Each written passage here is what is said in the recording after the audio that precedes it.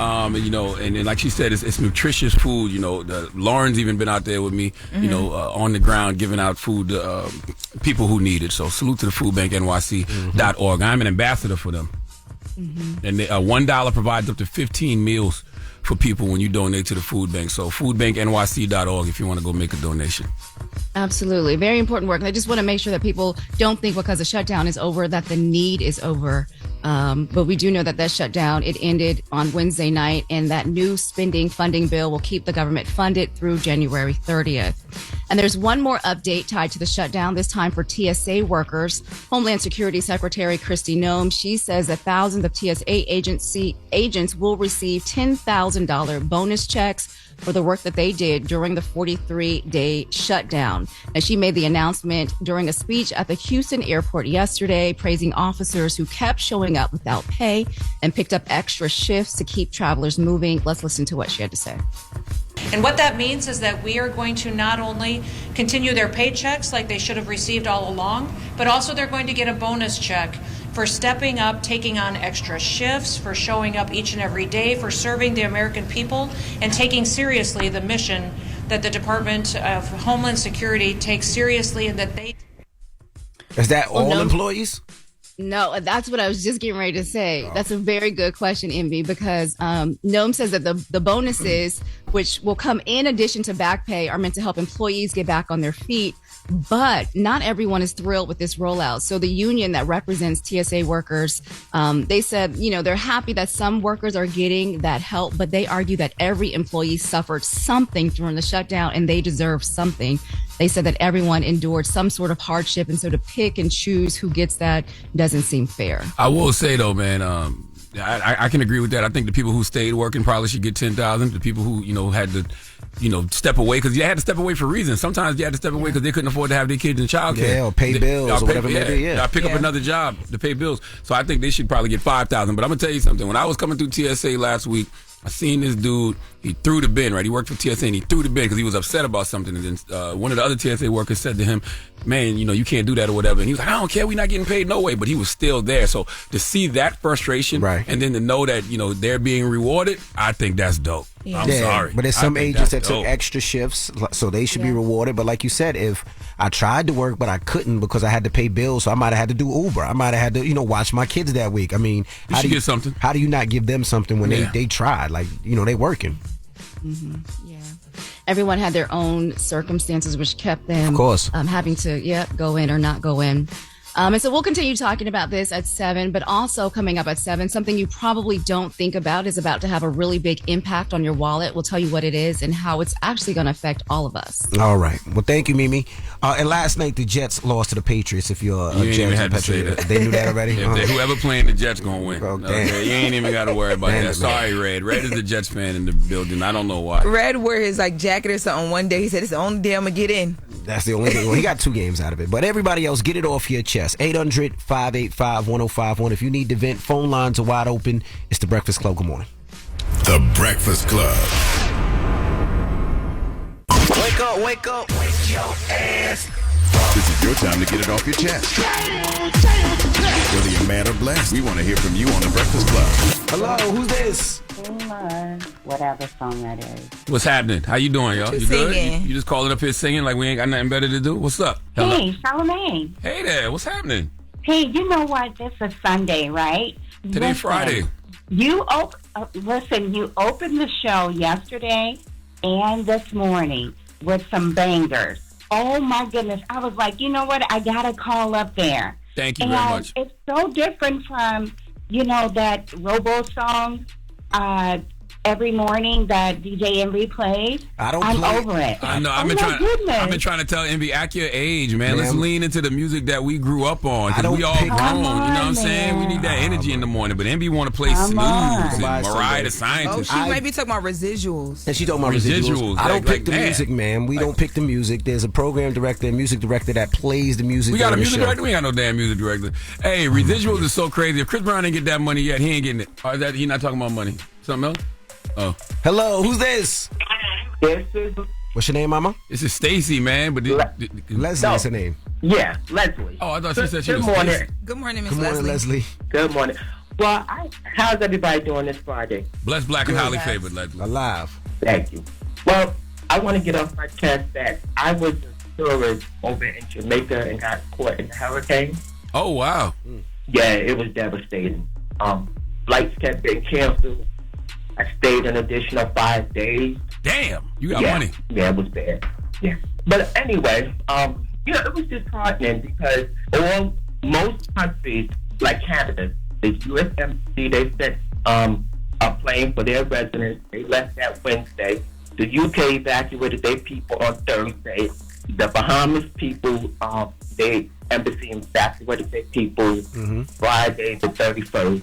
Meanwhile, my family trying to contact the U.S. Embassy in Jamaica, my congressman trying to get me and my friend, get the residents back. And they said at this time we have no plans to evacuate U.S. citizens. Damn. Wow. So, and yeah, it was devastating. And it was like disheartening. Like, I knew I was going to come home, but it was the fact that, it was rough. We had no hot water, no AC, no TV, no fresh linen for like 5 days, no pool, no beach, but they did feed us good. I will say, though, I'm going to be honest with you. I understand what you're saying, but I don't really feel sorry for you because there's people that live there that lost a whole lot. At least you get to leave and come back home. You know what I mean? Like, I don't like, but you know what? Woe is me. You didn't have fresh linen. Well, no, and that's just it. No, the workers was gracious. I mean, there was some that hadn't even heard it from their family because they just serving us. That's right. And so I get that. And I'm trying to contact the resort because I want to, and I would like to do something to help them.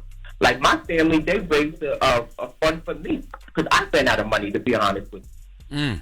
But yeah, no, I mean, they served us, they smiled, never complained, or anything. But it's the fact that you didn't know when you were coming home. No, I get it. So, Absolutely. And like, I'm a spiritual person. I held on to my faith. So I knew I was going to come home. But it's the fact that when. Well, I'm glad you made it home, and I'm glad you're okay. Because, like Charlotte said, there's a lot of people out there that lost everything. So that's right. I'm glad that you are home safely, and I'm glad you're thinking about helping those people that helped you. Get it off your chest. 800-585-1051. If you need to vent, hit us up now. It's the Breakfast Club. Good morning. The Breakfast Club. I'm dialing. Hey, what you doing, man? I'm dialing. I'm calling you. This is your time to get it off your chest, whether you're mad or blessed. 800-585-1051. We want to hear from you on The Breakfast Club. Hello, who's this? Good morning. This is Shayla from Houston. What's up, Shayla? What's up? Wait, do I got everybody on here? Wait a minute. Everybody but Jess is here. Oh, okay, that's fine. I'm going to miss my girl Jess, but I'm calling in because I have been working for the federal government. It's going to be about 20 years now. So I do kind of have mixed reviews regarding opening it up. I have a unique situation about it because, yes, I do work there. I'm one of the ones that went to work and did not get paid. And I even asked my sister, who is unfortunate right now, was one of the SNAP recipients, and I was like, how do you feel about it? And we both felt like, yes, the line should have been held, but we understand, like I said, significantly about how it was affecting people. But, like I said, I get it, but it's just one situation where the outcome of letting go may have been worse than what we were going through currently. Yeah. So, like I said, it's I mixed reviews about it, but I understand. But the biggest thing for me was like, you do have to have situations to where you have a legacy built outside of your career, which is one thing that I actually did. Listen, y'all. I have a jewelry brand. It is unique. If you've seen it anywhere, it is stolen. These are my original designs. I would just love for y'all to even just look at it. Tell us where it is. Tell us the website and all of that. Yes, indeed. So my name is Shayla, Shayla. My last name is Ansah, Ansah Collection. Shayla Ansah Collection. What's the website? It's on Instagram. It's the same thing. Okay. Instagram, TikTok, website. I'm going to check it out right now. And these are original. Listen, when I tell y'all, you're going to look at these pieces and fall in love, I kid you not, I guarantee it. So I just want to put that out there and be like, listen, that is my legacy. That's something that's going to carry my children way beyond the federal government and everything. There you go. I would just love for y'all to just see these pieces for sure. Shayla Anson Collection. Shayla Ansah, ANSAH. Shayla Ansah. All right, get it off your chest. You know what I was thinking too? So they gave $10,000 bonuses to TSA workers. But what about military that didn't get paid and still had to go to work and still had to do overtime? What about a lot of those other agencies that still had to go to work and have to work overtime? So how do you pick and choose? So I wonder how you pick and choose who gets the $10,000. Because if I was military, I would be like, damn, how come I ain't get $10,000? Don't you feel like it's all new? Like they're trying to figure it all out in real time. So like maybe this one, so that group gets 10,000, and then it'll be a trickle down effect where like they'll figure out something else for everybody else. Like I tell you about that military, the guy that was supposed to get deployed and come home, he couldn't come home. He has to work an additional 2 months. Yeah. Like what about him? I thought the military. I don't know. Maybe I'm wrong. Ask me when we come back. But I thought the military. I thought some of them got paid during the shutdown. Some of them did get paid, but some of them didn't. So I'm just curious. Like I don't know. But get it off your chest. 800-585-1051. When we come back, we got front page. No, we got latest. Lauren, what we talking about, Lauren? We talking about Ray J and the Kardashians because Ray J is fighting back. He filed a lawsuit yesterday in response to Kim Kardashian and Kris Jenner. So we won't get into the details. All right, we'll get into that next. It's The Breakfast Club. Good morning. The Breakfast Club. It's the world's most dangerous morning show, The Breakfast Club. It's time for the latest with Lauren. Lauren becoming a straight fast. She gets them from somebody that knows somebody. She gets the details. I'm the homegirl that knows a little bit about everything. She be having the latest on you. The latest with Loren LoRosa. Sometimes she have facts, sometimes she have details, sometimes she have a little bit of everything. Well, it's the latest. On The Breakfast Club. Talk to me. All right, so yesterday there were 2 documents filed by Ray J's attorneys.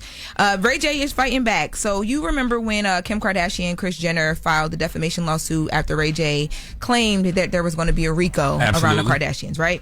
So yesterday Ray J responded to that lawsuit, and to sum that up, he basically is denying all of the claims. So all of the defamation that they are claiming in their lawsuit, he's saying that it's not true. There was no damage done. He did not defame them. Anything he stated was true at the time, is what he alleges in his document. And then in this doc, he mentions like a settlement that happened between all parties involved that he alleges makes him clear of any legal liability for anything they're also claiming in his defamation lawsuit. So then in the second doc, this is Ray J's now lawsuit that he's firing back at them.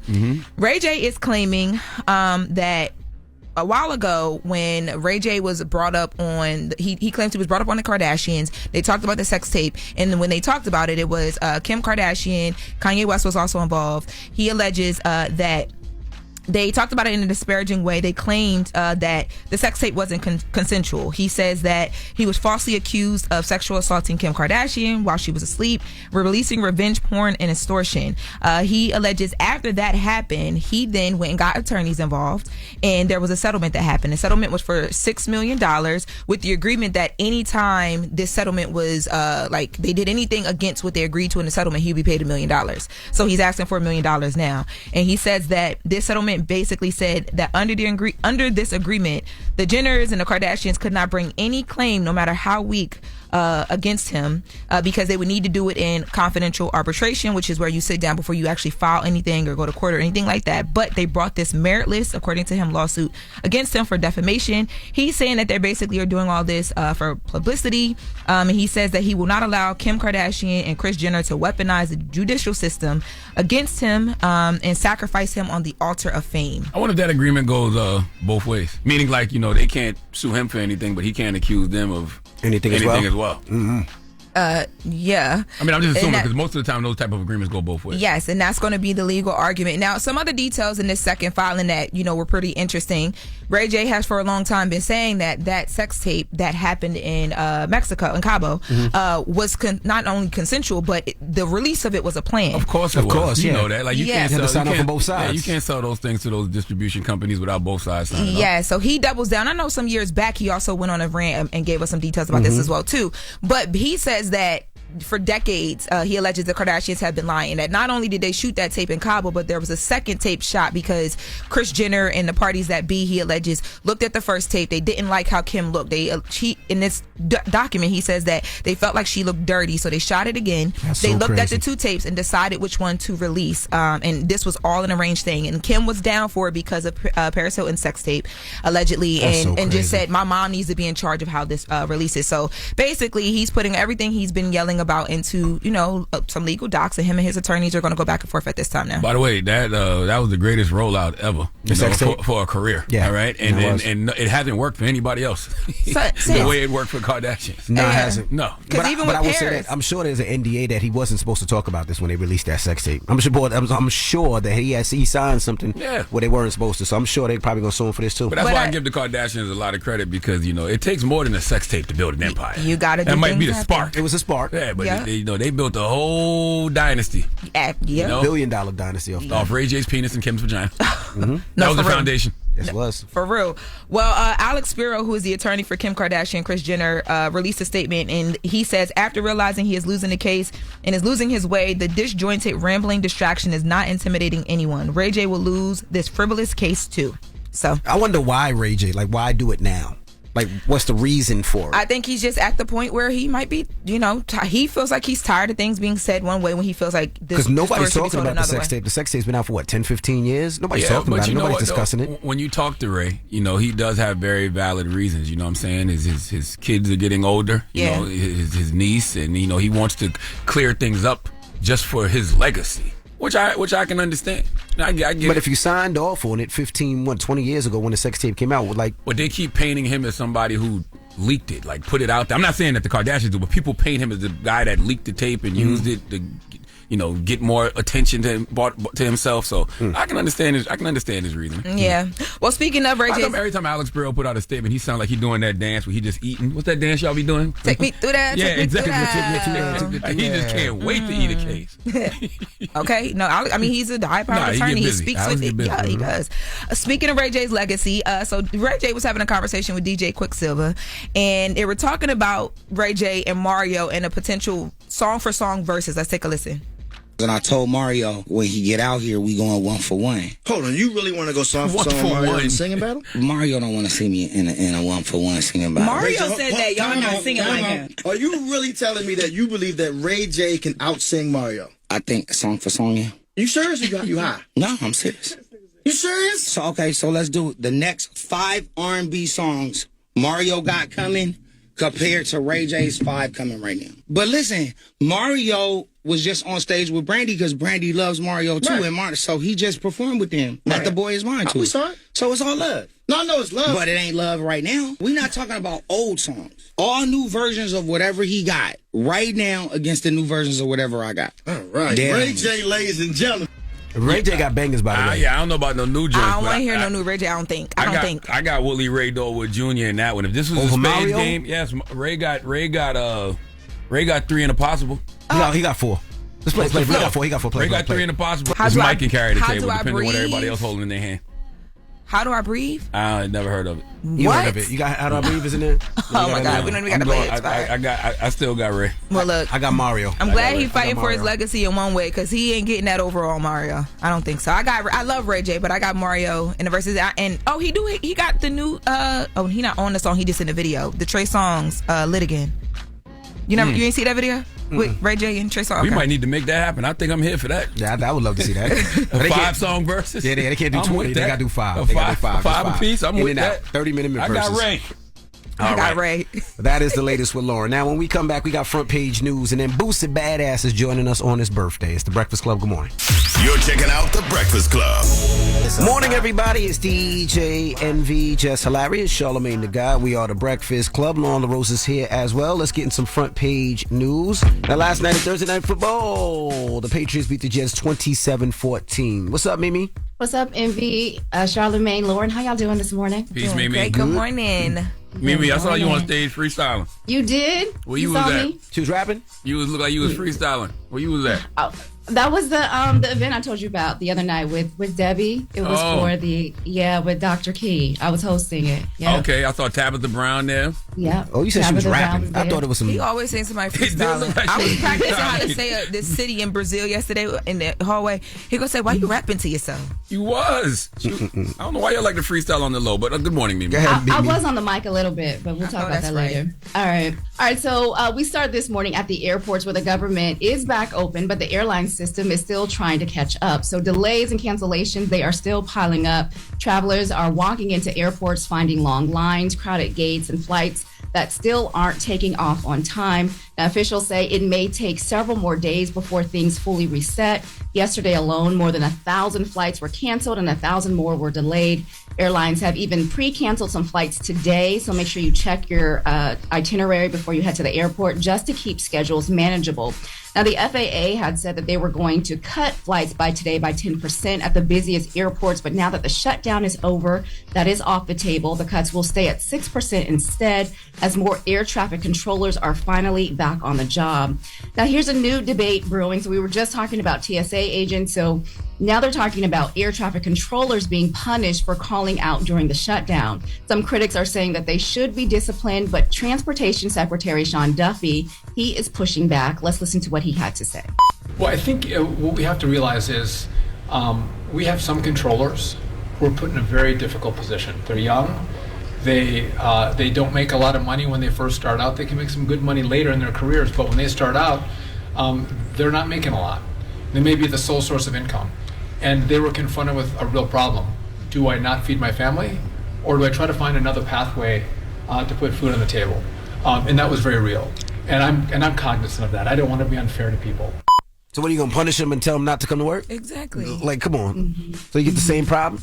Exactly. Makes no sense. It's so hard for people to treat people like they would want to be treated. I in think the same about situation. that every day, yeah. Because if you was in that situation, you would make the same decision. I promise you. It's like you're back in elementary school. It was like you're doing to others, you would have them doing to you. I promise you, I don't do nothing to nobody that I can't handle receiving. Talk you that know talk. what I'm saying? Man, shut talk up. about my boss spot every day. I'm bald. So when people clown me for being bald, it don't bother me. That's why I can talk about your bald Back spot. to me. Well, speaking about air traffic controllers, so President Trump, MB, he has said that air traffic controllers who stayed on the job should get $10,000.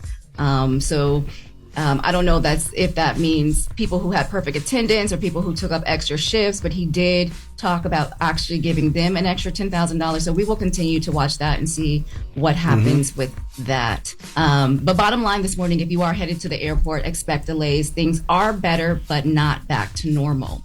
And as we continue to talk about travel, this is something that could make things a lot easier. So Apple is rolling out a new feature that lets you carry a digital copy of your passport on your iPhone or your Apple Watch. You can now use it at TSA checkpoints in more than 250 airports for domestic travel. It's part of Apple's new digital wallet. So it'll be available in that new iOS update. Right now, it works in about a dozen states, Puerto Rico, so including California, New York, Georgia, Maryland, and Arizona, with more states coming soon. So the setup is simple. You just scan your physical passport in your wallet and verify your identity, and then you tap your phone like you are doing Apple Pay. TSA, though, they say still bring your physical ID for now because the feature is still in beta testing. So what do you guys think about that? Would you put your passport on your phone so you don't have to carry it physically or Absolutely. have it physically? 100%. Absolutely. Yeah, I don't see why not. You know what I want to know too, Mimi? You know those U.S. passport cards, like the little joint that look like a license? Yeah. Do those work? Can you use those at the airport? You cannot use those, no. You have to have a passport. You positive? Yep. That's like a backup if you ever lose your ID or if you're ever in a country and you need to travel and you're outside, but you need your passport. Because somebody told me it was real ID compliant, but I don't know. You could use it as an ID, but not as a passport to fly out the country. No. Yeah, that's what I'm talking about. I'm talking about when I'm just traveling in the States, instead of bringing my passport to the airport, can I just use that little passport I believe card? You can, yes. But not to go out the country, yes, you can. That's a good question, though. I know you can't use it as a passport to go to country. You're right, Envy, about that. But I wonder, is it real ID? I think you can use it as a real ID. Somebody told me that. I don't know if it's true. But you definitely can't go out the country with it. And Delta has it where you can actually put your passport in your app and you can travel. It's easy to travel with your passport already logged in. But I think that's great. Yeah, me too. Because I don't like carrying my physical passport through America. That feels ghetto. Really? I feel like reassured when I had Not that physically. me. I don't know. Maybe it's the flight attendant. I'd be neating it on me. Yeah. Well, you can now upload it to your iPhone if you have updated your phone, and you can, if you're traveling, that is something that you can try out. But remember, not all airports have that yet, so don't go and and they don't have it, and you're like, what's going on? Charlotte, you don't have your real ID? Every time I made an appointment, I couldn't go. Lauren, you got yours? Nope. All right, y'all playing. All right. I'm going to do it, though. Mercedes set y'all both up, but go ahead. Continue on, Mimi. All right, and while we're talking about big changes coming to your wallet, here's one that's going to hit a lot closer to home than most people think. So the U.S. has officially stopped minting new pennies this week, and retailers say that tiny coin is more important than people think about. So without pennies, stores say that they cannot make exact change anymore, which means totals will now have to be rounded up or down to the nearest nickel. And all that rounding could quietly cost Americans an estimated $9 million more every year. So retail groups said that they haven't been given any guidance on how they should, charge people. So when they're rounding, should they do it on the subtotal, the tax, the final amount? No one knows. And so businesses are worried that they could face complaints or even legal troubles if they guess wrong. So there's a fairness issue because cash customers, they might see their totals rounded, but card users, they will still have to pay that total amount. So retail associations, they are already talking with lawmakers, warning that once the penny the circulation runs out, you can't find them anymore. Stores will have to start rounding, and customers will definitely start taking notice. So while the penny may be the smallest thing in your wallet, its disappearance is raising big questions about what we pay every day and how purchases will be handled moving forward. This country is really trying to get rid of everything brown. Yes, it's going to be digital, and it's going to be so hard for the elders. Everything brown. What about people who can't go, won't go digital? I'm not getting rid of pennies. Okay, my grandma ain't never got rid of no pennies, so I ain't getting rid of no pennies. I'm going to continue to get my goddamn wrapping paper, and I'm going to continue to wrap my pennies up, okay? I'm saving my pennies. You still wrap the pennies up? Yes, my grandma do too. But I still got, you see, I got my Crown Royal bag right here, full of coins. I keep my got my Crown Royal bag right here. I got little plastic things all around the house with coins all in them. I don't get rid of no coins. They got a machine. You can put the coins in the machine and it gives you a receipt. Hey, man, I'm old school. You know what I'm saying? Sometimes I like to keep things the way they are just for, nostalgia purposes, okay? I wonder if the pennies are going to be worth anything later on. Yes. That's what I was thinking. The $2 bill is worth something now. Right. Will the pennies, be worth something later on since they don't make them anymore? I got a bunch of those, too. Salute the $2 Steve. Every time I see $2 Steve, I still got the $2 he gave me in Vegas. I got mad $2 from him. I got $2 bills. I got pennies. I'm not getting rid of none of my coins. Don't listen to these people, okay? You really an old school auntie. And you are. You really are. Not a heart. He is really yes, for real. He said, and he pulled out his pennies to show you. So I love that. All right, y'all. Well, that is your front page news. I'm Mimi Brown. Follow me at Mimi Brown TV for more stories. Follow the Black Information Network. Download the free iHeartRadio app or visit BINnews.com. I don't know, Mimi. The way this country getting rid of everything brown, you might want to start calling yourself something else just for a stage name. Okay? Jesus Christ. Thank you, Mimi. Have a good weekend. You're hilarious. All right, y'all. Bye. Everybody else, when we come back, Boosie Badazz will be joining us. His new album is out today. It's with NBA Youngboy, and we'll talk to him next. It's The Breakfast Club. Good morning. Oh, and listen, today is Friday, so on Fridays we do the People's Donkey. Call me right now, 1-800-585-1051. You can call up and give somebody the credit they deserve for being stupid right now. It's The Breakfast Club. Good morning. The Breakfast Club. Good morning, everybody. It's DJ NV, Jess Hilarious, Charlamagne the Guy. We are The Breakfast Club. Loren LoRosa's here, and we got a special guest in the building. Yes, indeed. Boosie Badazz. Welcome back, Boosie. What's up? I'm back. I'm back. I'm all right. Why you laughing, Listen, man? Boosie said when he walk in the room, everybody just start laughing. No, it's a known thing. Like when I walk in rooms now, and sometimes I be feeling played. Why? Because I don't know if you laughing with me or at me. That's a good question. But you funny, Boosie. I mean, what kind of funny you saying? Man, shut up. I ain't trying to be funny, man. I just don't like when I go in a room and people just get to, No, that was it's kind of our weird. cameraman laughing. Boosie said, "Man, what the you laughing at?" I had to ask him, man, because it could be you just got no good harm, spirit. no, bro, no harm, no. No harm. No. Well, that fade look crispy as a mother. It's a hat. It's a hat. It's not a fade. Stop doing it. It's a hat. That's what it's called? Yeah, it's a hat. That's clean, man. You just got it done or something? 6 in the morning. Who in New York cut your hair like that? Nah, I bring my barber with me. Oh, okay. Yeah, Right we married. Okay. I don't cheat on my barber. Do you cut anybody else? Because I don't never see Oh nobody. no, face that showing ain't you. my barber. My barber in there. My barber in there. Okay. That's my assistant. All right. He been up here mad times with him. Who? That's Jay, the assistant, the 6'7", the big one. Oh. Yeah, man.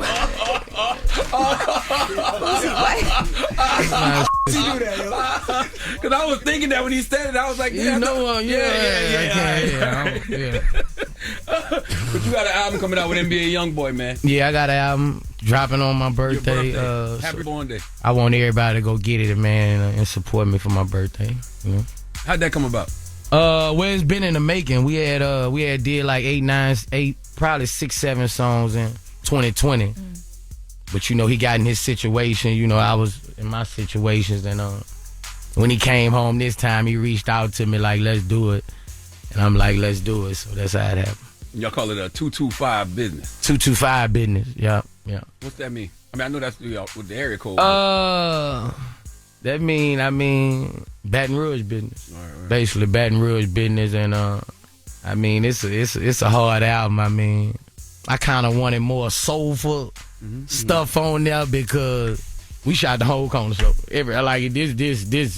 This that rowdy, like it's kind of rowdy. Like I wanted, by me being an older artist, I kind of wanted to put some more heartfelt in there. But I mean, it's what they looking for. I'm gonna tell you that. I'll tell you one thing, Boosie. You one of the few people that social media has actually helped. And what I mean by that is it's definitely boosted your profile, but you got the music to match. And I see it at your shows. Like, I be wondering, I'm like, are these people fans of Boosie's music or Boosie the person? I can't tell. Yeah. I think because my daughter told me the other day, my daughter was like, "Daddy, I think you more famous now. Like, I can't go nowhere now. I'm from 80 to 5 years old. Like them people know me, and I think this come from social media. Like them Facebook people, them the older people on Facebook. Yeah. They love you. Like them Facebook people. Like, I'm just grateful for it, man. I'm just grateful. I love the fact that the OG, can do a album with a younger artist. And y'all both so excited about it. Because a lot of times you don't say, a lot of times the older artists, I ain't working with the young, and a lot of times the younger artists don't want to work with the OGs. So how did that come about, and how do y'all keep that energy the same? I think we basically came about starting doing the mixtape just from being around each other and being in the studio, him being at the crib, and we just making songs together. And when you're around somebody like that, it just come natural, man. It just come natural. When we get in there, I know how to get it started. I'm gonna put that music on for him. I'm gonna set the mood right for him, and YB just go in there and do it. Like he don't write nothing. He just look for a couple minutes, go in there, and in 5 minutes he write the whole verse done. How much of what the hold that he has on his fans, you saw all the videos going viral from his concerts and stuff like that. How much of that and what he's doing right now reminds you of you and your earlier days in music? A lot of it. I went through the same struggles he went through with beef, with all this stuff, like all the people trying to sound like him and all the people I went through all that, like being somebody who all the teenagers love. It was Boosie mania, but I ain't have I ain't have all this. They ain't compare you to Michael Jackson though. Nah, hell nah. I would say probably I sold 50 million burnt CDs, bro. Nah, real shit. You know what a CD is, right? Yeah, 90% of Boosie fans, the first time you heard me was on a burnt CD. From West Coast to South Carolina. You heard me, it was on a burnt CD. See, I wasn't selling those millions of records because in my prime it was burnt CD. You make your own. Yeah, you get Boosie and Jesus for $5 in Alabama. And call it bootleg CD. Yeah. So I know that. I'm talking about, but really popping off these burnt CDs. I was chasing these people around trying to fight everywhere. And now to this day, I'm grateful for them bootleg tapes, bro. Them burnt CDs, I'm grateful for them tapes right now because my fans ain't had that $20 to go do that. No. Culture mean more, man. I remember that one video, man. I forgot what was going on. I forgot what the situation was, but when all of the people were singing the police, George Floyd. Yeah. Man, that you can't pay for that. Yeah. You can't pay for that. Hundreds of people out in the street protesting and they singing your song? Yeah. How'd that make you feel back then? I was really pissed off about George Floyd when they told me I wasn't really focusing on the record. You know, I get my feelings, bro. I'm a get my feelings and let my mouth just go sometimes. Speaking of that, how did you and Youngboy resolve y'all issues? I remember Youngboy. Basically him just calling me, man. Like, he had that song I Hate Youngboy, and he said, Boosie don't even call my phone no more. He don't even like me. Tell Boosie I don't need him. And then you expressed your disappointment for that on social media. Right. So how did y'all connect and resolve that? I guess it's just, I mean, partners argue. I mean, he called me. He came home, he called me. And I mean, once I see him on FaceTime, man, you know, it ain't nothing but a smile, bro. Like, what's up, bitch? You know how he be, you know, like. And I guess from that phone call, it was all forgiven right there, you know, to see him home and being happy to see him home. But, you know, I always, even though if we wasn't talking out, you know, like, I with his people, you know, I with Sharonda. I with his people, like we tied in kind of bigger than rap through all our friends and all kind of. Is it true y'all were working on this collab project before all of that happened? Yeah. Okay. Yeah, dude was working on this in 2020. Yeah, you said that. So is that also kind of what held up the release of it? Was just like y'all had to get it Troubles. You know, he was going through his house arrest. He couldn't be around felons or nothing like that. Then I had my troubles. I can't be around him like that, you know, so that's what it basically was. Our troubles got in the way. Do you have those OG conversations with him? Some of the stuff that you might have did. Oh yes, bro. Like I text Youngboy like a fucking uncle. Is he receptive? I don't know how receptive he is, but he'll tell you. You know, I give him the game, bro. I give him the game. If I see something, I tell him. I tell him about it. You know, I tell him how. You know, I just text him, told him, man, you gotta pray, man. You know. All this money coming in, the devil is coming, boy. Like, all kind of, you know, I just be, you know, just trying to uplift a little, you know. Boosie, listen, man, mentally, how are you holding up, brother? Because we know you got November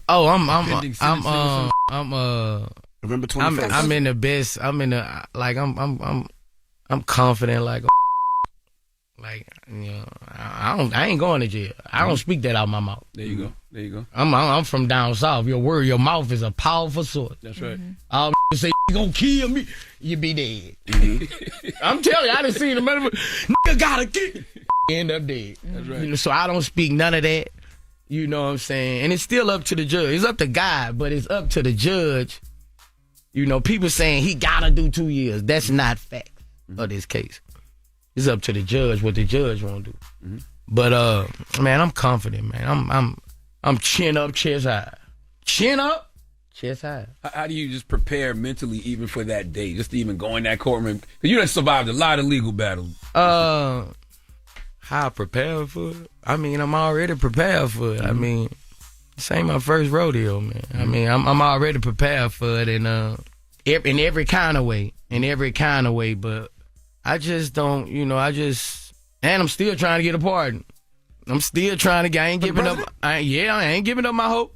I ain't giving up my hope and no pardon. So, have you reached out to his people? I know you reached out. Yeah, you know, online, have you reached out? I had a meeting with, what's the lady name? Miss Alice over the pardon board. I had a meeting at the White House with them. So I spoke my case to them. Let them know I feel like the system been letting me down, you know, and they heard my case. So Trump got him to hear my case, so I mean, opportunity and chance. It ain't over with. It ain't. But I would much rather a pardon, man. I won't be a free man. I won't be able to have my gun rights again and protect my family. All this I need protection. You got a lot of acres. You need like I need in Atlanta, Georgia, is you like, you know, so hopefully I get a pardon. Alice Johnson, you talking about? Alice Johnson. Yeah. How does this situation feel different from like your past legal battles though? This one seemed like I'm way more confident because not only do I trust in God, because I don't have a judge that hate me this time. I've always had judges to crucify me. You know, I got 10 years for third offense marijuana, man. 30 grams, 18 grams. I never been to rehab. I already feel like the system rawed me out. I was sent straight to Angola. You know, so for marijuana. So with this one, I don't feel like the judge hate me. That's why that's what got a big feeling in me swaying this, because a judge is a powerful opponent in the courtroom, and this judge, I don't feel like she hate me like that.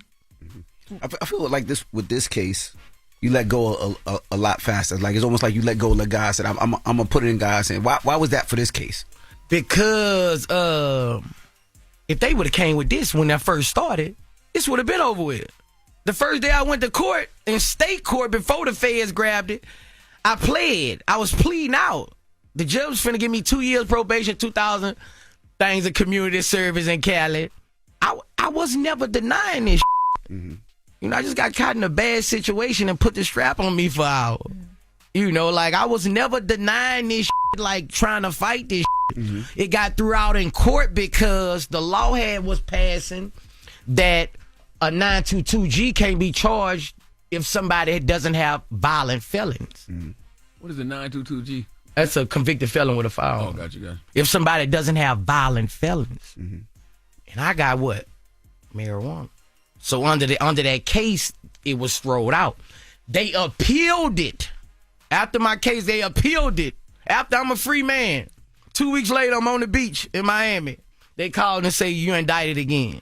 Damn. How? How can they do that? Because it went federal, right? Because they said that I can be charged with another charge on top of that. So they gave me the Joe Biden son charge, saying I was an addict around a gun. How am I and they trying to use interviews that's saying that I done drugs on. How am I, am I an addict if you never sent me to rehab for marijuana? So this back and forth. Now this 3-4 years this going on. If you would have told me 2 years would be the max they can give me from the dump, chin up, chest high, let's go. But if I appeal this again, now we're looking at 2-3 more years. Right. All this, I ain't got time for this, so I fold. And do you feel like, because state level they was good money, do you feel like somebody's after Boosie? Like it's like they want to make for what reason? Of course. How does Boosie hurt somebody? Like for what reason? I think you tired of seeing this fucking haircut when you wake up. You know your kid there. You just tired. People just, you either gotta love me or you can't stand me. I've like feel it's like there's no in between with me, and people after me, bro. Like, I rub some. I don't give a who you are. You have no stipulation. I'm not going because you got money. I'm not going. I was going at Zuckerberg. I was going to everybody. Who the fuck is Zuckerberg? I was like, you know his name. I said Speak Boosie, Zuckerberg. Yeah, I got you. Mark Zuckerberg. Like I was going at powerful people, like stopping my motion, and I still keep going. Like, and don't like that, but like like I done with people in first class and be like, you're that Boosie guy? Like I'm just the scum of the earth. Like, if you know, go ahead, Lo. if you know that there are people who feel like that, and that fight is happening behind the scenes, like somebody's coming for you, right? What would you say to the people that say, well, why put yourself back in this position again? Like, why even have guns on you in that position? They just caught me slipping. Like I wasn't planning to clutch there. My main security missed this flight, so I only went with one security. My security checked both of the guns in. So when we get there, one of the security ain't there, but my other security got 2 guns. So it's me and him. So I get a call. I got a bag, Boosie 15. I come do a video. I go in the video. When I get to the video, it's the trenches. You know what I'm saying? It's the alleyway. So I decided to arm. Nobody ain't make me harm. I decided to put the strap on me. That was my decision. That wasn't a Crips decision. It wasn't their fault. I'm here. He got one. I got one. After this video, we gone, and that's how I thought it was gonna be. But where was Big Homie at? 6'7". He got that. I told you he got. Oh no, he don't go no. No. Well, I ain't gonna shoot no gun. He could have put it up. But he could have dumped it. He could have held it. Nah, he the businessman. He take care of the money. A lot of people do feel online like you being targeted because of your voice. I am. That's what it's about because Boosie gonna say it and ain't nobody else gonna say it. And I love it. I love it because the love I get for it is different, bro. Like, I always had just one question about that incident. How could they prove that gun was real? Because they just seen from videos and pictures. It could have been a stunt gun. It could have been a fake gun. Nah, they pulled me over. They pulled me over when I was leaving the video set. Okay, so they everywhere. They everywhere. They are. Helicopters and everything. Remember Boosie said they went in this and all that. Yeah, they already knew. Of course you remember that, but yeah. Yeah, they already knew they had the. They already knew. Like, I got you. As soon as they pulled it over, then they gonna swipe the guns for the DNA after they. And my DNA. So they wanted you. Yeah. If you could speak directly to the judge or the system handling your case, what would you want them to understand about who you are, man, versus who you used to be? I'm a dad, man. I ain't committing crimes. I go to basketball games, be a daddy, get money on the weekends, and I vote. I was voting, man. I'm a citizen. Like, so I just let them tell them don't let me be judged off the worst things I said on social media. So I trust in God, Charlamagne. God gonna go talk to that judge and do all that. I agree. Yeah, that's how I feel. Like, I just feel like I'm gonna be all right. But whatever happened, chin up, chest high. What if the judge is gay? Oh my gosh. Don't even answer that, Boosie. I'm not answering. Don't even answer that. Don't even answer that, Boosie. I want to know. I know you and Diddy were cool at one time. Have y'all spoke? I ain't speak to Diddy, but Diddy was my partner, bro. I feel like Diddy ain't never did nothing wrong, bro. I just feel like he didn't do nothing wrong. I'm mad at him right now, though. Why you mad at him now? Because he went on the fucking floor crying at the fucking thing. He was happy, Boosie. He was happy that the charges got dropped. No, he went on the floor crying. He was emotional at some points in court. He went on the floor and went under the thing and cried. There was a under there. Chin up, chest out, nigga. His baby. You mean you did it? They went back there laughing at you. Did you see that mother down there in a fetal position? But and you got your churn in there. You a man. You stand up. But biggest charges got dropped. He was happy. He was praying 40, 50 years. He was happy. He dropped his knees and said a prayer. Bro, he was crying under the table, bro.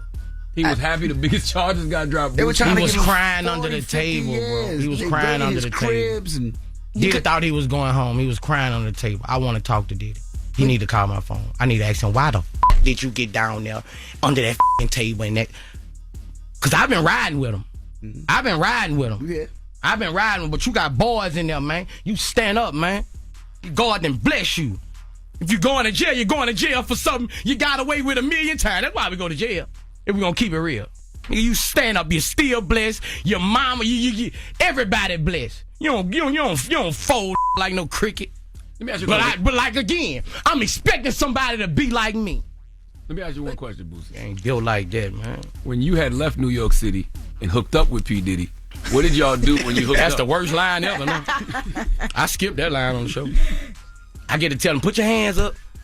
Put your hands up. Yeah, P. Diddy, put your hands up. Put your hands up. Yeah, they on my ass about that line. Soon as he got indicted. What would y'all do when y'all hooked up? Man, bro. You Charlamagne. Man, I ain't never been to a Diddy. I was traumatic. I wanted to go to a Diddy party. I ain't like all through these years, like I was never, bro. Never, and I've been around a minute since that was like. I ain't never get no invite, bro. And I with Diddy a couple times, but I ain't never invite me, dog. Like I used to hear about that shit, like.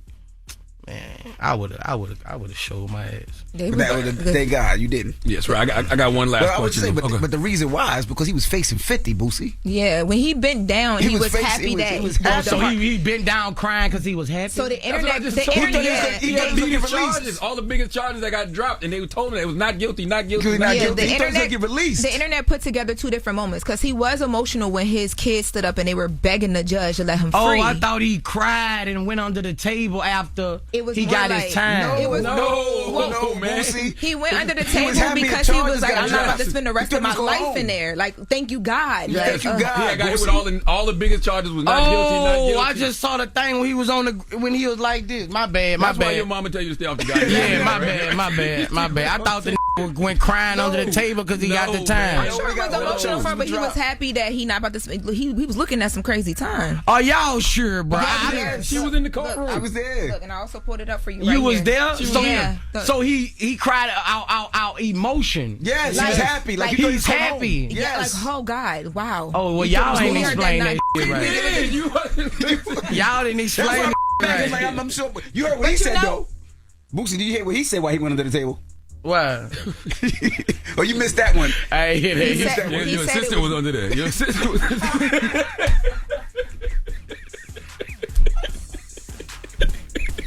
That's your last question. Nah, how you want to be remembered, Boosie? You ain't going nowhere, but I just want how I want to be remembered. Yes, I'm talking about the artist. I want to be remembered as a legend all the way around the board, from music to everything I've done, from acting to shooting films. I won't be looked at as a legend, and I won't be looked at as someone who can't be cloned. Cause you gonna have a clone coming every month. A clone come for somebody every 20 years. I don't think I'm gonna be cloned. You know what I'm saying? They always got somebody that's gonna be compared to Michael Jackson. They gonna have somebody to be compared to Michael Jordan. Mm-hmm. I don't want never nobody to be compared to Boosie. I won't be uncloned. Mm. To when the day I'm gone, it gonna be like Boosie wouldn't have. I wish Boosie was. I know Boosie wouldn't have, and that and that mean everything to me, bro. Just being a legend. That's how I just want to be looked at. That's what keep me going. You know, I go on my phone just like I look at the hating shit. Mm-hmm. I look at all the good shit. That shit motivate me like a mother. That shit motivate me like a when people just love you so much and they tell these stories. That's what gets you. Mm-hmm. Them stories. I don't even know if some of them be true. What's the last story that got you? Girl just saying that me having diabetes make her take her medicine. Like she ain't want to take her medicine till she start seeing me take my medicine. Mm-hmm. You know, like that's real. Yeah. That's real. Cause you have diabetes and you don't want to take this because it's too much for you. Mm-hmm. So I'm motivating people all kind of ways. Just like dude just told me, Boosie, you make me be a better daddy every day. Mm-hmm. He said you one of the only I see really being a dad on the internet.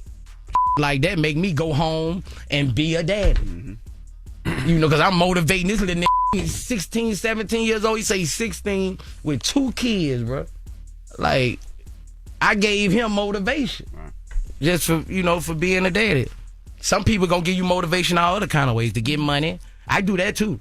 But I give people motivation in all kind of ways. To speak up for your self. Not be quiet. If you feel something right, you have the right to speak about it just like everybody else because it's called freedom of speech. Like I told my mom, it's freedom of speech. It's not a crime. But just not do it until after sentence, just in case. That's right. Boosie Badazz, That's y'all. right, Make sure y'all go get 225 business with NBA Youngboy on Boosie birthday. Happy early born day, That's too. Right. You already know, y'all. I'm in Miami for my birthday, November 17th, topless yacht party. All right. Oh, boy. Oh, boy. It's the Breakfast Club. It's Boosie Badazz. Let's get right to the latest with Loren. Loren be coming with straight facts. She gets them from somebody that knows somebody. She gets the details. I'm the homegirl that knows a little bit about everything. She be having the latest on this. The latest with Loren LoRosa. Sometimes she have facts, sometimes she have details, sometimes she have a little bit of everything. Well, it's the latest. On the Breakfast Club. Talk to me. So really quick before we get started, I did want to send Reverend Jesse Jackson some love. Yesterday, the story broke that he is hospitalized currently. He's been dealing with PSP on top of some other things for some time now. And the Rainbow Push... PSP? What's PSP? PSP is Progressive Supranuclear. I said that wrong. I know I did. Palsy.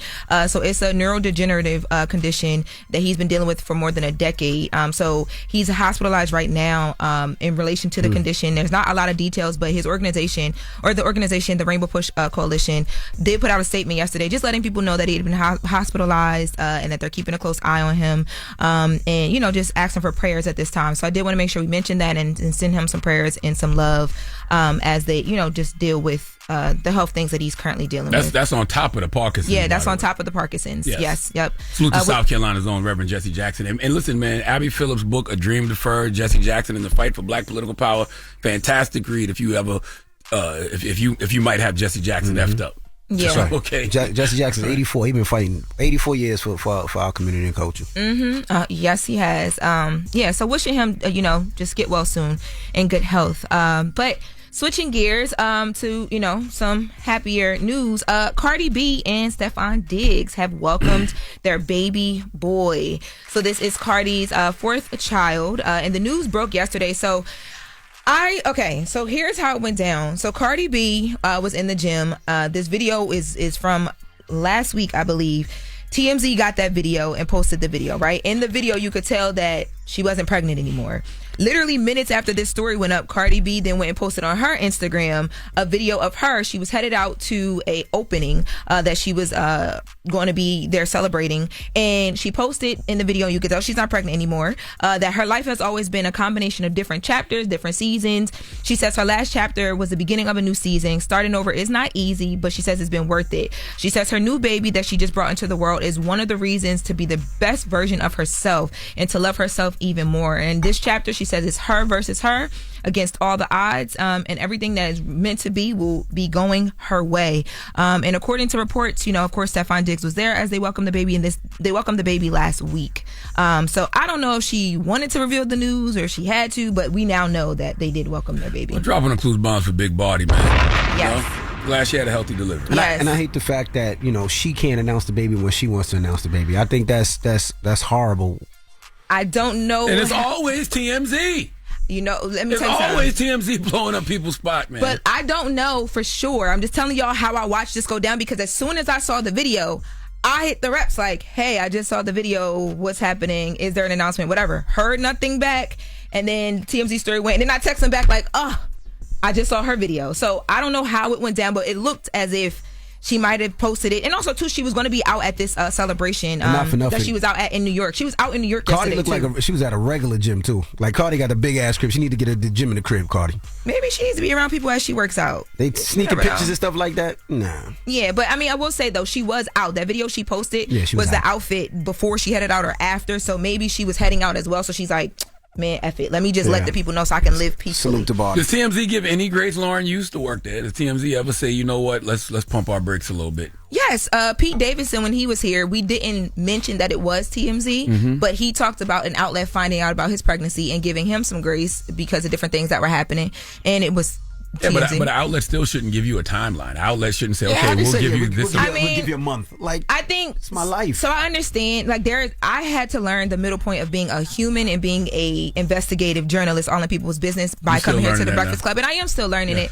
But what I will say is, I mean, it is a job to do celebrity news, so it's like you give the grace, but at the same time, if another outlet were to find out certain things, they're going to just go with it. But I think you do. It's a personal. Yeah, but certain things, like if you're pregnant or if somebody passes away, like you should let the people announce it when they want to announce it, because especially if somebody's pregnant and it's a high, problematic pregnancy, you don't want them to give them that stress, and maybe there's a reason why they don't want to put that out. So give grace, TMZ, because we're gonna give Harvey grace when he get pregnant. All right.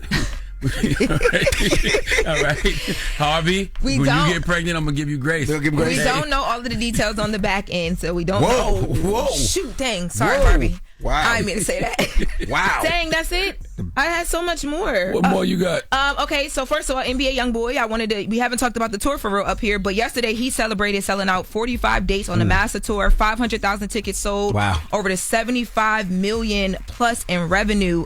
They brought out a big plaque and everything on stage, so I wanted to congratulate him for that. Yeah, I know Boosie was just here talking about that. Kendrick Lamar and SZA broke the record for highest grossing hip hop tour with the Grand National Tour. Ever? That's dope. Congratulations to him. Drop bombs for Kendrick too. I love that. Kendrick's done that a couple of times, by the way. I forgot. I think the Mr. Morale and the Big Stepper tour was the highest grossing hip hop tour at one point. Reportedly, it managed to rake in more than $332 million so far. Yeah, it's a huge milestone.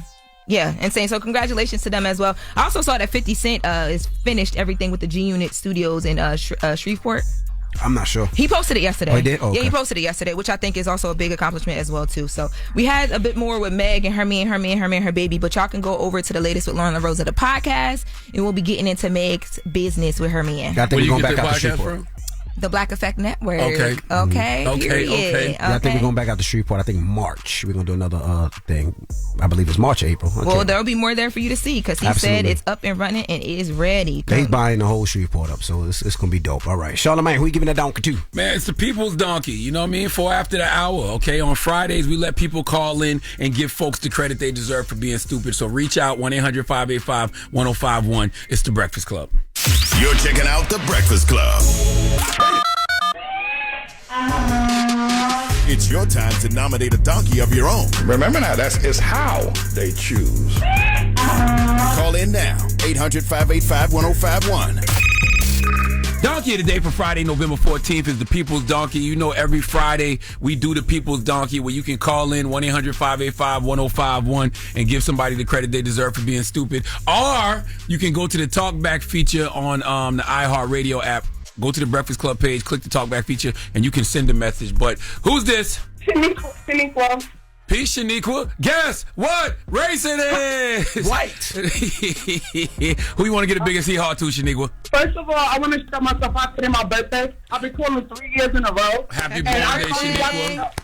Happy birthday. Thank you, Jess Hilarious. I love you, girl. That was Lauren. That was Lauren. I hope you still a happy birthday. I love her too, though. Oh my gosh, yo, I listen to y'all every morning while I'm at work. 6 a.m. I go to work. I listen to y'all every morning until 9 o'clock. Thank you. We appreciate it. But I do want to give Duck the other day, if I can, to my boyfriend because he played a real one. And, you know, he don't know what's up. What's his name? Tariq. Tariq what? Wiggins. Tariq Wiggins. What do you do to Yes. What do you do? I'm 50. I work Monday through Thursday. I'm off. My drinks was last night. I'm lit right now. And when I say I fought 3 years in a row, 3 on my birthday, and y'all answer today. Oh my gosh, I can't believe this. Happy born day. And I'm tipsy, y'all. Why'd y'all break up? Tipsy, she said. Because he played a real one. We have some tough issues, and he wanted to talk to a girl that walked past her. I walked past him in my face every day. Oh, wow. Did he hit? Yeah, literally. Talk to a girl that I walked past her every day. Did he hit? And I found out about it, and I'm done. But, you know, I'm lit right now. But you're not answering the I question. love y'all. Listen to y'all every morning. Did he hit, though? Did Tariq hit? Hell yeah, he hit. And he got some good, but... Yeah. I'm talking about you. I'm talking about the other girl. We from Jersey. Jersey City. So that's Tariq right there? I hope that's her new man. Yeah, like that. Oh, that's Tariq. So y'all about to make up already, girl? Oh my God! It's your birthday, you lit, girl. Shaniqua, Go ahead. Get off my phone, Go Shaniqua. ahead. Make sure you get the plan B because you should if he get off my cheating, phone. you don't need to keep it. Get off my phone, Shaniqua. Good morning. Good morning. Who's this? Good morning. This is Jackie. Jackie, who you want to get the biggest hee-haw to, Jackie? But I want to give the biggest and the longest and for the whole entire year. Give the donkey to all these idiot drivers that are driving out there texting. I agree with you. Horrible. It's horrible. Yeah, I don't know why people play with their life like that. Thank you for calling, man. Good morning. Who's this? This is Get 'em Gab. Get 'em, girl. Who you want to get the biggest hee-haw to? DJ Envy this morning because I called up there the other morning on Tuesday, Veterans Day, and he hung up on me too fast. Disrespectful. Oh my God, are you a veteran? Yes, very. Didn't give me a chance to start on my wig business. I make wigs. My name is Get 'em Gab again. Get 'em Gab. Get 'em Gab. Get 'em Gab. Damn, you could have had a customer in Lauren about 3 months ago, but she done went short, so she ain't going back. Oh man. You remember? Charlamagne need one. You remember? Jess could get a wig. I know Jess down. Jess can do it. You remember when Lauren was in here with all them bad wigs about 3 months ago? Yo. Thank y'all for answering me again. What's the website? Give them a website or something. Oh, it's Get 'em Gab. I'm G Wig Studio. I mean, if you follow me on Instagram, it's Get 'em Gab. It's GETEMGAB. Thank you for calling. Get 'em Gab. Good morning. Who's this? Good morning. This is Boyce from the Bahamas. Boyce from the Bahamas. How are you? Damn, how you listening to us in the Bahamas on the iHeartRadio app? Bahamas? I never met someone from. How y'all doing, man? What's funny? I asked you a simple question about how you listen and you laughing. How do you listen? Good. I'm in Florida right now. Oh, got you. Okay, that makes sense. We syndicate. Yeah, man. I love y'all, man. Thank you, brother. I appreciate you, man. Listen, who you want to get the biggest hee-haw to? Whoever's controlling the music at the Breakfast Club, man. Every morning, it's either pull my clothes or my rider scientist, bro. Okay, we trying to change that. You see, we throwing in, classic records that the unks and aunties grew up on, when we was in our wild out era. Yes, sir. Shout out to the Bahamas, man. We a small island, and we love y'all, man. No, so we love the Bahamas too. My man Lil Duval, he's a Bahamian. Yes. Yeah. He don't have an accent anymore. Yeah, he's a Bahamian. You know what's crazy? I do know someone from the Bahamas. I went to school with somebody from the Bahamas, and he, his name, it's random, but his name is Adrian. I don't know if you know Adrian. He went to Delaware State University. He's an alpha. And Ole Yemi or Loren. She's a Bahamian. Yes. Loren a Bahamian. No, not Loren. Not me. Yeah, Ole Yemi or Loren. Oh. You can claim me if you want, though. Oh. Thank you for calling. Good morning. Who's this? This is Flo. Floss. Yo, who you want to get the biggest hee-haw to, Floss? Yo, I want to give the biggest hee-haw to Governor Holcomb at New York City. Why? Due to the fact that they put this congestion pricing in place. Okay. And it messed up the pricing for everybody. So every time you go through the Easy Pass, you're not being charged. So once that happened, your bill just gets increased. So now I got a bill for $900 because they won't charge you for the Easy Pass, and then they send you a bill saying that you need to pay more. Who told you I got money to pay more? I work every day. So hold on. Week to week. They're not charging you every time you go through? It don't come out automatically? No, because they couldn't handle all the money that was going through the system. It messed up the system. So when the congestion price and everybody going through, they sending out notifications that all the payments is from months behind. Wow. So now they tell you that, you have to be put on a payment plan. You get put on the payment plan, but even the new charges that's coming through, they won't charge you for them. So your bill is just building up. So anytime you call them, they tell you, well, you should just pay more. Who told you I can pay more? Yeah, I hope that's not true. Because we don't need no financial surprises in this trying financial time. Damn. But we do that every Friday. Oh, you want to take one more? Oh, we got to talk back. Oh, okay. I told y'all you can go to the iHeartRadio app, go to the Breakfast Club page, and leave a message on Talkback. And we got one. Let's hear one of the Talkbacks, Red. Good morning, Breakfast Club. I want to give Donkey of the Day to our government, our whack ASS government, who don't give a freak about the people. Yeah, I'm tired of them. I would say my name, but I work for them, so yeah, I'm not going to do that. But yeah, they whack and they donkeys for sure. Bye. Okay. Listen, go use our Talkback feature, man. Go to the iHeartRadio app, go to the Breakfast Club page, click Talkback, and you can actually leave messages that we can play back over the air. But every Friday, we do the People's Donkey, man. 1-800-585-1051. Call us when you want to give somebody the biggest hee-haw. Now, coming up, we got the legendary Jon B, okay? He's celebrating the 30th anniversary of his gold debut album, Bonafide, and he'll be here to talk to the Breakfast Club when we come back. It's the Breakfast Club. Good morning. The Breakfast Club. Yep, it's the world's most dangerous morning show, The Breakfast Club. Charlamagne the God, DJ Envy and Jess Hilarious aren't here today, but LL Cool Bay, Loren LoRosa is, and we got a very special guest celebrating 30 years, man. 30th anniversary of his RIAA certified gold debut album, Bonafide. Jon B is here, man. What's going on, man? How Good are to you, see sir? Man. I'm blessed, man. Good to be with you guys, man. Thanks for having me. You know, it's so funny. I saw you say somewhere, it might have been Vlad TV, where you were the first white R&B singer, and I'm like, damn, you're right. Did I remember? I remember. Between you and Color Me Bad. I remember, other people being in R&B, but I don't remember any of them claiming R&B the way I have. Gotcha. Like Michael McDonald. He was very soulful, Hall & Oates, very soulful. The Bee Gees, there's, Tina Marie was an R&B. Oh, absolutely. You know what I mean? And she claimed R&B. Absolutely. So that's all I basically was saying. Is I feel like I was one of the first ones to really claim R&B. George Michaels, he was soulful, but he wasn't an R&B. You weren't saying they were R&B artists. Yeah, I wonder if that was because they were white, and so the labels probably was like, don't say you're R&B because that would limit you. There you go. Did they tell you that?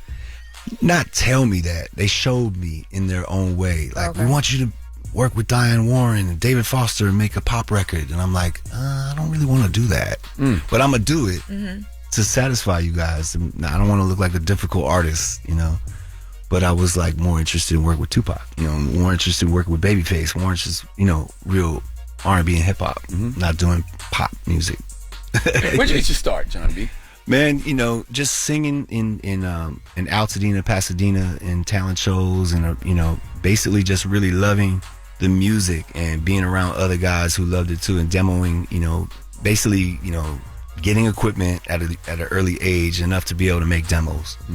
You know, not everybody had a keyboard, not everybody had a, you know, multi-track recorder, so those things were tools back in the day, and I just, rather than being outside playing ball or whatever else everybody else was doing, I was in there writing records and making songs. And by the time I was 16, I had a full, you know, demo ready and just trying to shop it around. And by 18, I had a deal. When you debuted with Bonafide, what was the sound you were chasing? Well, I mean, I will say my first album was very heavily Babyface influence, and wanted to be one of the guys that he was, you know, collaborating with. You know, I saw how he collaborated with Tony Braxton and with TLC and with Bobby Brown and with After 7, and all my favorite R&B growing up. So I thought, what would it be like if I allowed him to produce me? You know, what does that sound like? What is our sound? What would our voices sound like? We blended them together on one record.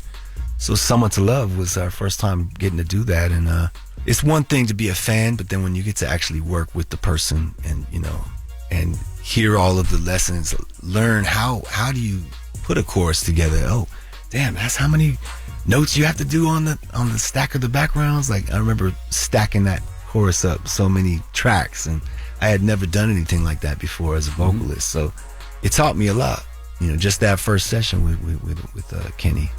I saw somewhere you turned down a ton of like $1 million deals to stay signed with Babyface and his wife. Yeah. Talk about your loyalty to him and you know what the decision to be loyal to him, but also how that paid off for you in the end. I'm a Scorpio. I mean, we're loyal, but I mean, I will say that it feels good to be 30 years and still have gratitude.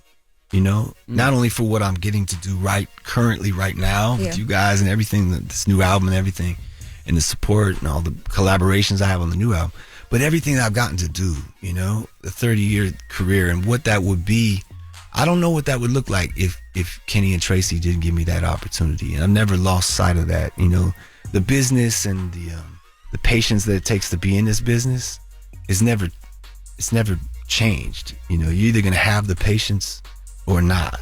You know, and certain people just it's like, you know, I could feel it. It's like the energy, the love for the music doesn't supersede how much they hate the business, so they don't continue with the music. And I don't want to be one of those guys. I don't want the music to be overshadowed by the business being what it is, because the business is a messed up business. Let's who has like the story that needs to be told with as far as like the business going good? Yeah, you know it was great, I mean? the whole time. The whole time since the time I came in, it was fantastic. You know, Never heard that. Who has that story? Right. But I think that, you know, that's when it comes down to having the passion for what you do. You know, do you believe it still? Because if you don't believe it, why should we, as the listeners, you know? So I hope that what I'm doing currently now with my music conveys the point that, you know, I still love what I do. I know that there was like a bit of a back and forth at one point a couple years ago with you and Babyface over like, you were saying that you weren't paid for certain things. He was saying that it wasn't his duty to pay you, and he was kind of like disappointed. He said that you let the narrative go. Where does that conversation stand now with you guys? Well, it's interesting that he would say that, because I was signed to his production company, which was called Edmonds Record Group. So that's the deal that you talk about, me passing up the other deals so I could sign with Babyface. You know, that's the company that I signed with. Now, they were distributed, and they had they were a subsidiary label of Epic Records. So I had basically half my deal with Epic and half my deal with Kenny and Tracy. But the deal that I signed was a cross-collateralized deal with all of the other artists that they had signed to their label. Now, cross-collateralized means that basically whatever those artists spent, whatever they were given advances, any money, I'm responsible for that. under my budget to recoup that. So basically, none of those artists ever really came out, but they all got recording budgets and they all got living stipends and whatever. So at the end of the day, it's a lot of money, right? So basically what it was is that I'm in a situation where I'm not only recouping what I'm spending myself, I'm recouping what this entire label is spending. You know what I'm saying? And I think that's a great responsibility to put on a 19-year-old kid who's writing, producing everything pretty much himself, but just wants to work with his hero. You know, that was a great deal to have to to sign that deal. It wasn't the greatest deal, let's put it like that, but to work with Babyface, that was what I really had my mind set on. So all of the money part, all of the sort of like the business part, I really let that kind of like be not as important.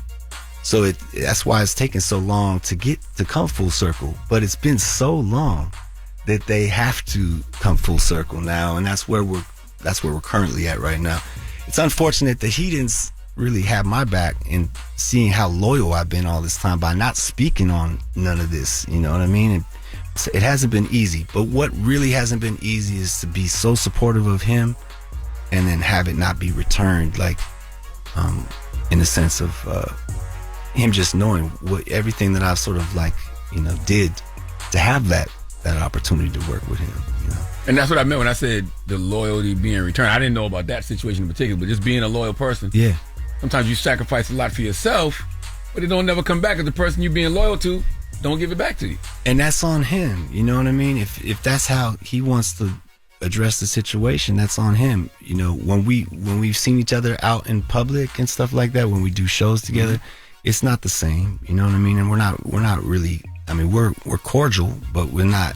It's the relationship hasn't really blossomed, into what I thought it would be after all of that I sacrificed in my career. I would have definitely wanted to see him at my wedding. Definitely would want to see him to, introduce him to my kids.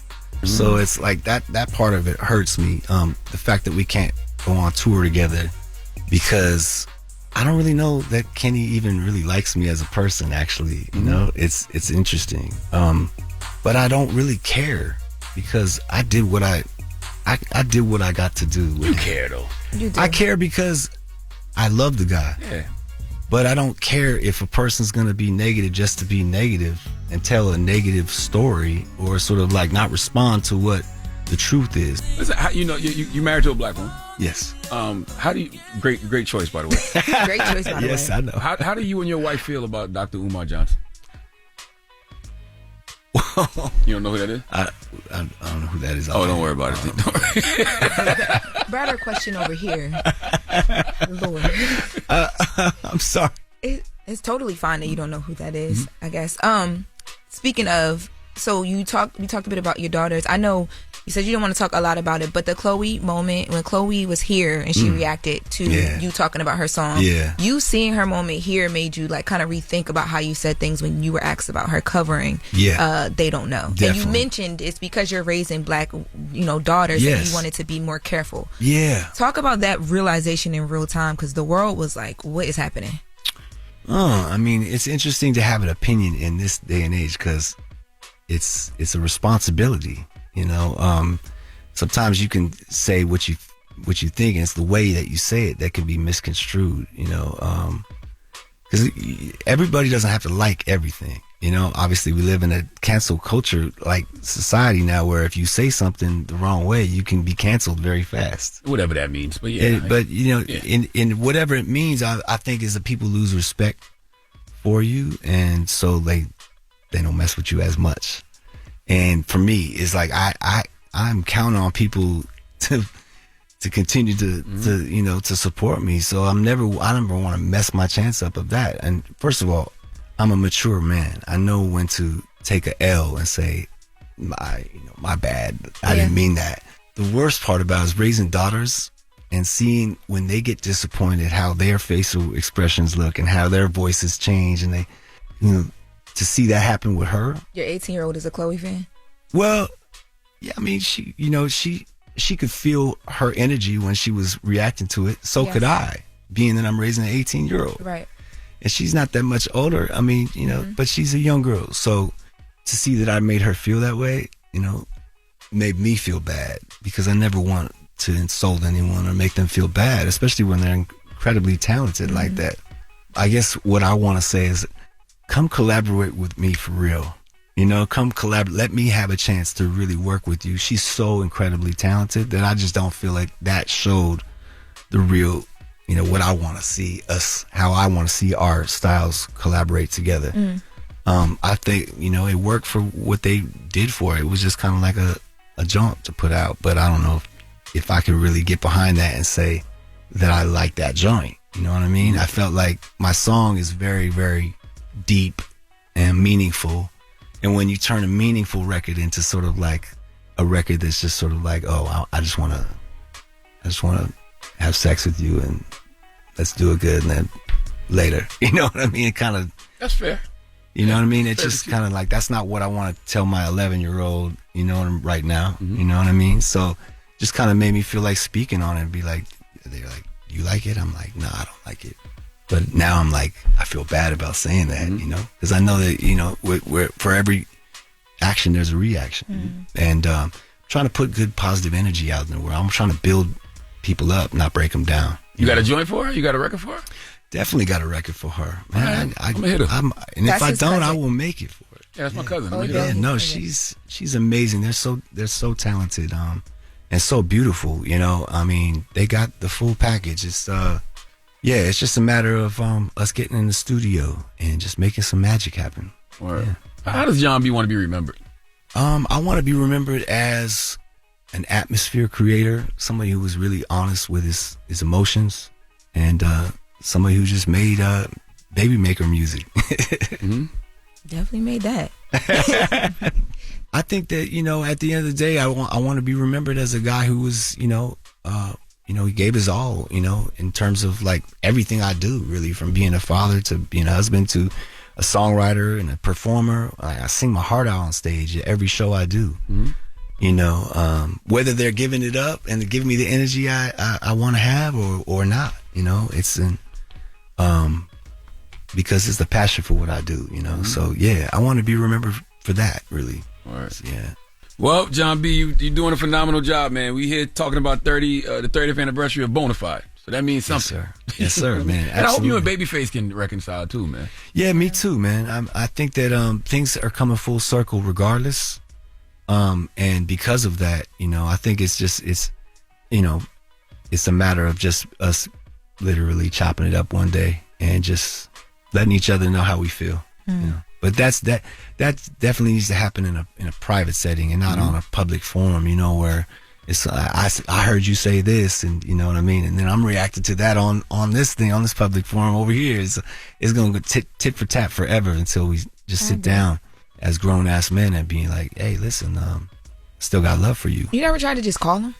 I feel like at this point, the only time that I've ever been able to get in touch with him is by going and contacting him. That's all it's ever been, is me reaching out to him.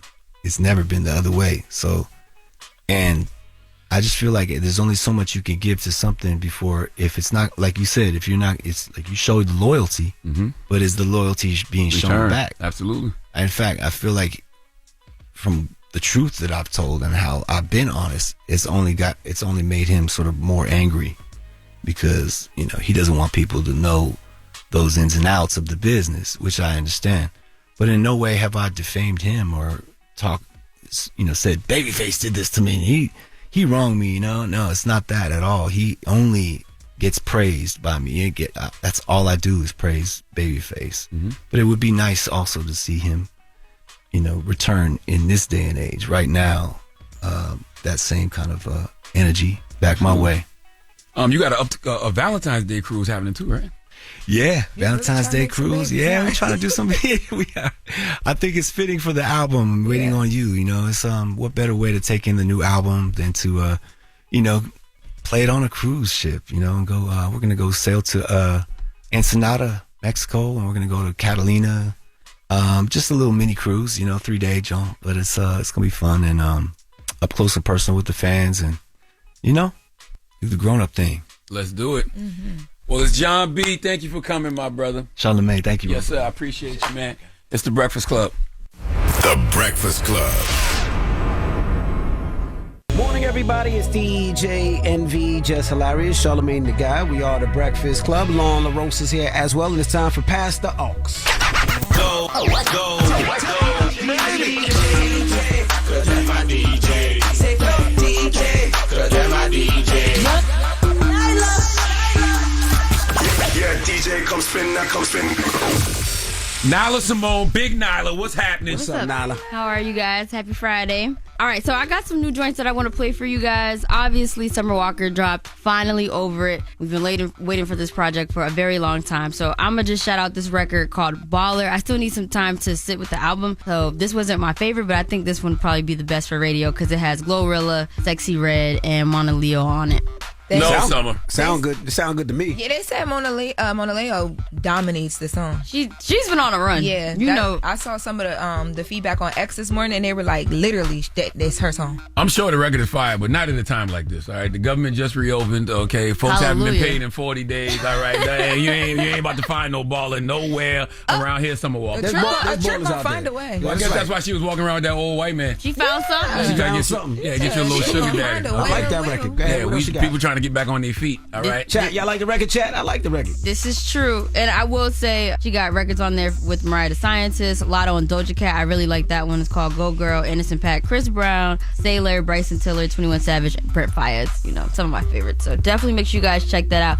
Now I'm about to get into my rap bag, deep in my rap bag. DJ Premier and Ransom dropped this record that I thought was pretty tough, and I feel like Ransom has slipped on. So this is called Reinvention. Fire.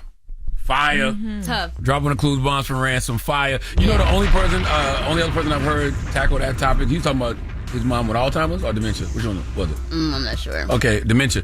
Rhapsody did that on Loose Roques. Yes, she did. And to me, those are real life issues that people go through, but I don't know why that hasn't made it in music before now. Like, I don't know why people are just getting comfortable talking about the subject of having a loved one who's experiencing dementia. That's true. Because I've seen that, devastate people, devastate families. So salute to Ransom and Rhapsody. Go check out Loose Roques if you haven't. Check out that new Ransom record. That's tough. And Premier, because the production is crazy. Oh, Premier did the beat. Yeah. Oh, that's tough. That's tough. Yeah.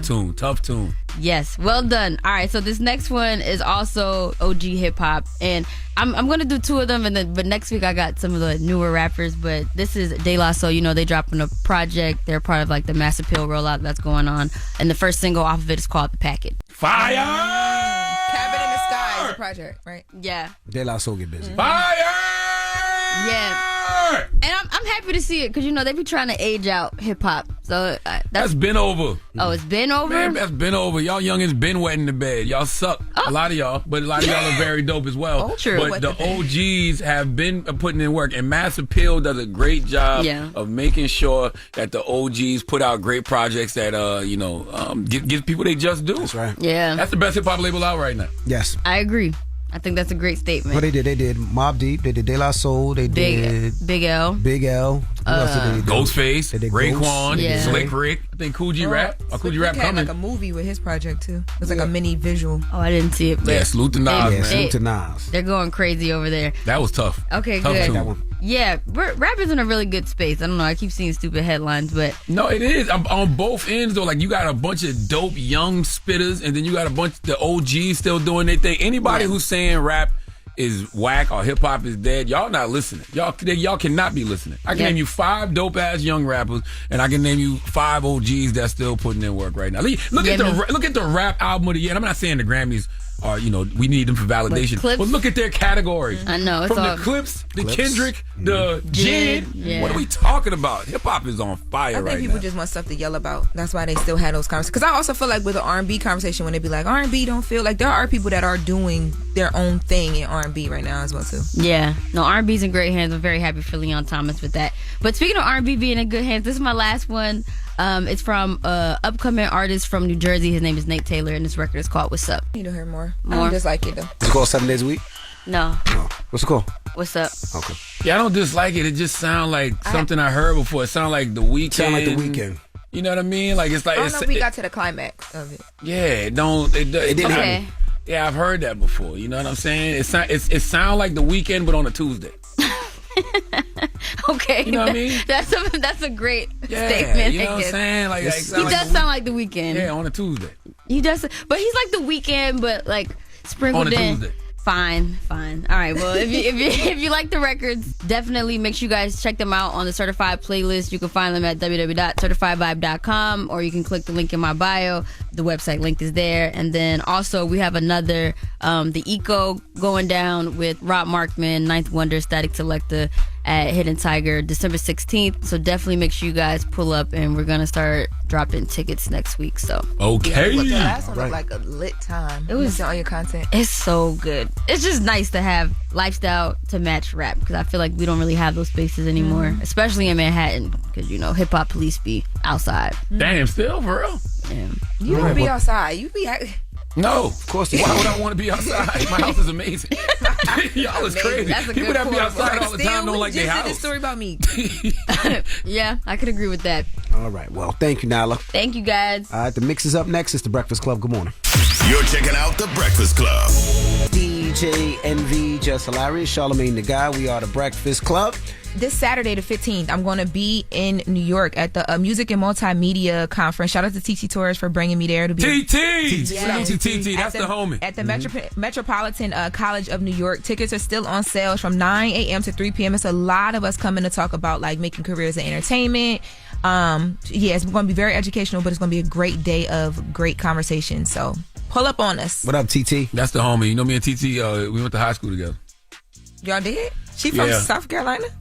Well, she's from New York, from the but she was Bronx. living in South Carolina. And then she worked in Virginia for a long time. TT got a long history in radio. So she seen you when you were like, your t-shirts was dirty and It stuff. don't matter, you know what I mean? But beaters was baggy. But back then, Shoes I was got smelly. kicked out of Berkeley High School, and they sent me to Stratford, thinking that I was going to behave better because my mom worked there. But that didn't work out. You went there and embarrassed your mother.